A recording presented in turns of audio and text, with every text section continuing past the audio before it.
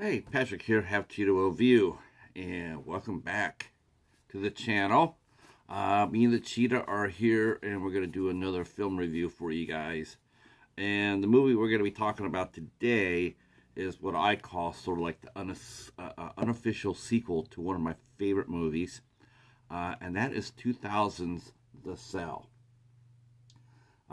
This came out in 2000, in the year 2000. It was directed by Taram Singh, stars Jennifer Lopez, Vince Vaughn, Vincent D'Onofrio. I probably killed his name wrong. And also Jake Weber, Dylan Baker, Maureen Jean-Baptiste, who played on Without a Trace, and Mara Subakov.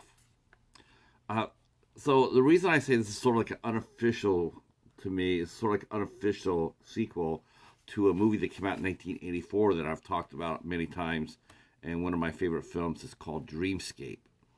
And the premise of Dreamscape is we can go inside somebody else's mind to help them. They go to sleep. You could go inside their dreams and affect it, and you can affect the outcome. You can help the persons who's having like nightmares or insomnia, or they couldn't, or great fears, and you can send somebody in there into their mind to calm them down, to settle them down, to help them overcome. And in The Cell, it's basically the same concept. They're doing radical experimentation, where they can go inside the minds to help comatose patients. And there's a company or a group of people who are doing this. A billionaire son he almost died. He's in a coma, and of course, you want your son that back, so he's willing to spend whatever money he can to see if they can save him. This includes sending in our main girl, which is Jennifer Lopez. She plays child psychologist Catherine Dean, Dr. Dean, and she goes inside this young boy's mind to help him come back from his coma, but his mind is fractured, and it's a struggle for her. She gets to a certain point, and then all of a sudden a creature will come out. And what happens with the boy, he was almost drowned, and in doing so, it caused a form of schizophrenia to come into his brain and take it over. So his mind is split in two. He got the soft heart, and you got the hard demon type persona as well. And of course, going in there and fighting that kind of disability, that kind of obstacle is really rough. And while Dean is very good at her job, it's still very experimental. So we see her try to make bonds with her young patient, and not really. They're giving up hope. Dean wants to bring the boy into her dreams, but they say it's far too dangerous for her to do that. So, but they're gonna lose the center. The parents have run out of patience, and so they have like 6 months left to do whatever they can to bring this young boy back. Now, the other story is a man who is very much disturbed. He's been going around and he's been killing young women, kidnapping young women, or kidnapping them, holding them in tanks, and then slowly torturing them by drowning them. So he kidnaps them, he puts them in a waterproof tank, and turns on the water, and they drown. So Vince Vaughn plays the lead agent, him and his partner, played by Jake Weber. They go ahead and they're looking for this guy, and sure enough, he makes this move, and he kidnaps this young lady named Julia Hickson, and Vincent D'Onofrio's character, Carl Starger, he kidnaps Julia Hickson, and he puts her into this tank.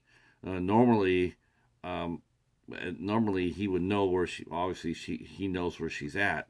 Well, unfortunately for him, he too also had the same experience when he was little. He was little. He was being baptized by his father, who turned out to be a demon himself, and he got water on basically on his brain, and it caused him to have a schizophrenic personality. And after he kidnaps and imprisons Julia, he comes back to his house, but he has a massive seizure, and it puts him in a coma. And they find him. The FBI finds him, but they're racing against the clock because they know he's the only person who knows where Julie Hickson's at. And so, as a gamble, last second gamble, they go ahead and try to take him to the center to see if Dr. Dean can get inside his mind to find out where Julie Hickson is at.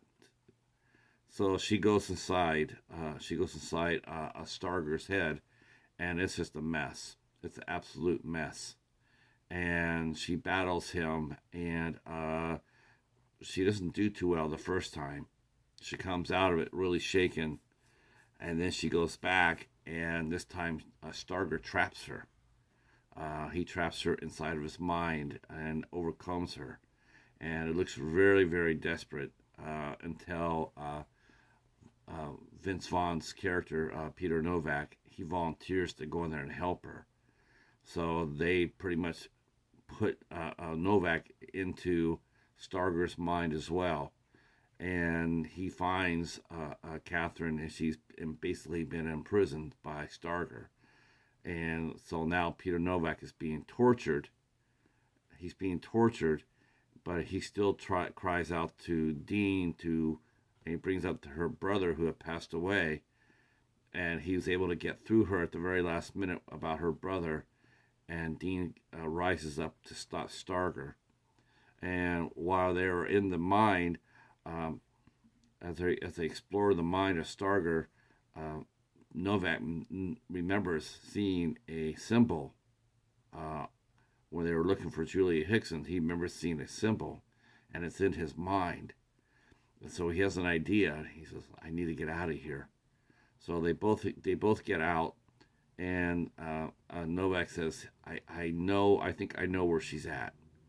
And so they race against time to find her, while Catherine, she's really distraught over what happened to Starger, because she sees him both as an innocent boy and as a monster, but she knows that the personality of the monster is only because of what happened to him. It's not really who he is. He's a victim. He really is a victim. And Derafono plays him with great empathy and sympathy.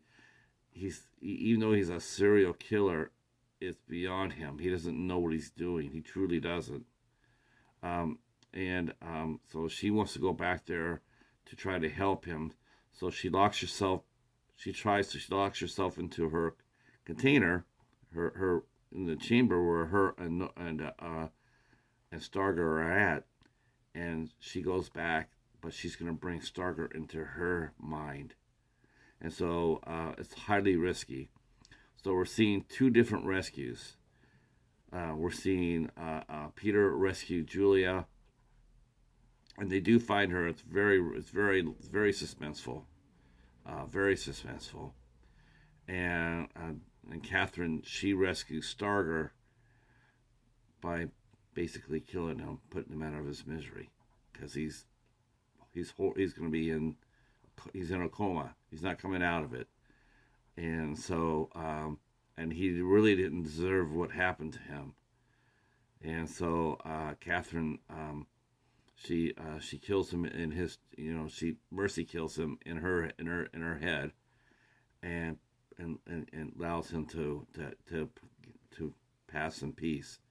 But it's a breakthrough. She's managed to bring somebody into her own mind and help them on her terms. And so at the end of the movie, we see Julia's, she's going to need a lot of therapy herself after that ordeal, but she survives.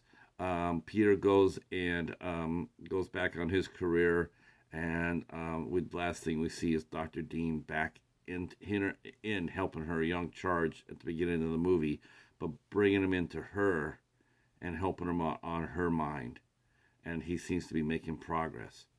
We don't know if he'll ever come out of his coma, but we have hope. Um, so The Cell, when it came out, I watched this when it came out. It's a I really enjoyed this. I mean, I know it sounds funny to say this, but man, people sleep on Jennifer Lopez. She really is a good actress.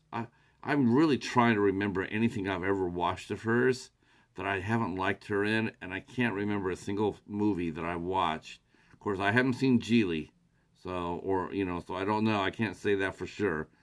But I mean, all the movies I've seen her in, Enough, The Boy Next Door, Selena, um, The Cell, any one of her movies that she does, I've always enjoyed her performance. Um, and this is a really well acted movie. This Jake Weber's in there. Was a cool seeing him. Remember seeing him in there. One of his early roles. He went on to end up to doing the Dawn of the Dead remake. Um, uh, Dylan Baker's in there. Jean-Marie Baptiste, who later went on to do Without a Trace. The acting's on point on this movie. But really, what makes this movie pop is the visuals. It is absolutely gorgeous. This film is gorgeous. Bright colors, exotic costumes. It's a lot more fancy. It's a lot more fantasy driven, so to speak, than say Dreamscape. Dreamscape was more raw and more basic. Still very suspenseful. But The Cell has the benefit of a better visual effects, and director Singh uses that to his advantage. This is a good story. It really is Dreamscape. It is really Dreamscape, but with a woman instead of a man, and um, a couple of slight here and there's, but really it's like I said, it's the unofficial sequel to Dreamscape in my opinion, and they did a beautiful job on it. And Vince Vaughn, man. Vince Vaughn does a really nice job too. I think this was his first dramatic role, because he had broken out into the '90s, with some comedies. I'm not sure if he did this before Domestic Disturbance or not, which was his first role where he played a heavy. But up to that point, he had played comedies like Swingers, and but he was really good in this too. And Singh really reined him in. His performance is just straight.